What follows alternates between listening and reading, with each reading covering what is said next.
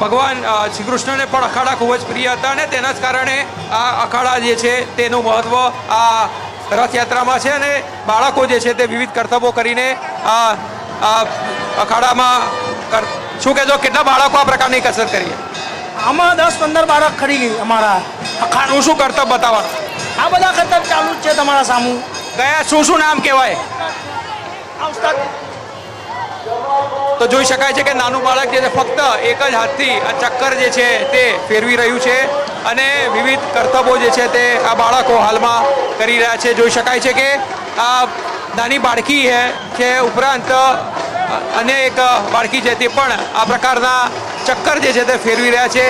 લગભગ બોડી બિલ્ડિંગથી લઈને માર્શલ આર્ટના વિવિધ કરતબો આ અખાડિયન્સ દ્વારા કરવામાં આવતા હોય છે અને ખાસ કરીને બાળકો જે છે તે આ કરી રહ્યા છે એટલે ખૂબ જ મહત્વનું છે કારણ કે એક જ હાથ ઉપર આ જે બાળક છે તે ચક્કર ફેરવી રહ્યા છો.